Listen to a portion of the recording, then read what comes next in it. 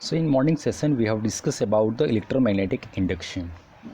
So previously we have seen that the magnetic field can be produced on passing the current through a conducting wire, circular ring as well as solenoid.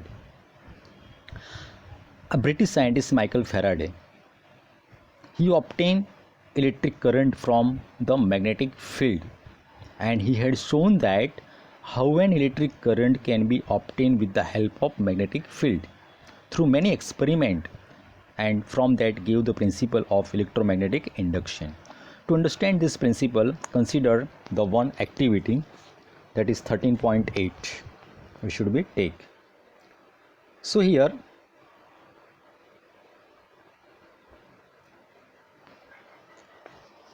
we have take the one coil of wire AB having the large number of turns and connect the ends of the coil to the galvanometer as shown in figure.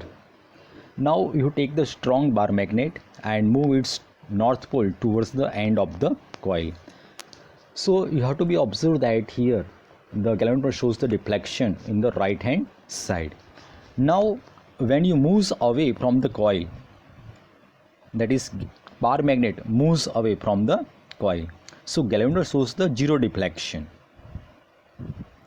Now instead of the north pole you take the now south pole of magnet, so the and moves towards the coil, so it shows the deflection on the left hand side, and as you move away from this coil, that is the coil of the bar magnet, the galvanometer shows the zero reading. Now instead of that you have to place the magnet stationary now in second part, and this coil, that is a coil towards the north pole of the magnet, and observe the reading, that is in galvanometer it shows the right hand side. Now similarly you take the south pole of the magnet and coil moves towards the south pole, okay, towards, so it shows the deflection in the galvanometer in the opposite direction previously. Here this galvanometer, it is the one type of the instrument that can be detect the presence of electric current in a given circuit. So above observation, it can be verified by moving a coil instead of the magnet, and from this experiment it is so concluded that if the magnet and the coil are moved relatively, electric current flows in a circuit. This electric current is not produced by any battery, but it is induced by the motion of a magnet, and such electric current is called the induced electric current, and this phenomenon, it is known as electromagnetic induction.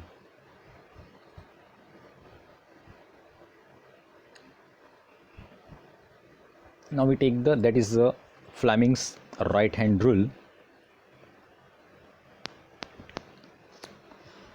So in Fleming's right hand rule you have to arrange the four fingers, center finger and thumb of a right hand at right angle to one another as shown in figure. Adjust the forefinger in the direction of magnetic field and the thumb pointing in the direction of motion of conductor. The direction of center finger indicates the direction of an induced electric current. So it is the Fleming's right hand rule.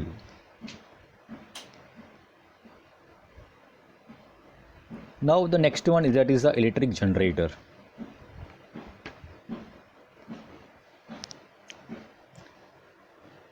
So first we take the, that is the principle of electric generator, mechanical energy convert into the electrical energy. Now we take the construction. The construction of an electric generator is like the construction of electric motor, which is shown in the figure. The two ends of the loop ABCD rotating in the magnetic field are connected with the two semicircular rings R1 and R2 as shown in figure. These two rings are insulated from each other, and these rings can slide while remaining in contact with the brushes B1 and B2. Galvanometer is connected between the two ends of the brush. Now working by applying mechanical rotation of the loop ABCD in the magnetic field, the number of magnetic field lines associated with it changes, so that an electric current is induced, which is observed from the deflection of galvanometer. Thus, mechanical energy converted into electrical energy. Here, by rotating the loop in a magnetic field, the side AB moves in upward direction and the side CD moves in downward direction. The direction of induced electric current in wire AB and CD can be known by Fleming's right-hand rule. Here, as shown in figure, induced electric current flows in a path B to A point, A to galvanometer D point, D to C point. After the half rotation of the loop, the ring R1 comes in the contact with the brush B2 and the ring R2 with the brush B2. Here the brush B1 is always in contact with the side in moving upward direction, while the brush B2 is always with the side moving downward direction, and due to this result the current flows only in one direction only, and this current is called the direct current or DC current, and this type of the generator is called the DC generator. Similarly, instead of half ring, a full ring is used, then AC current can be generated, and such generator is called the AC generator.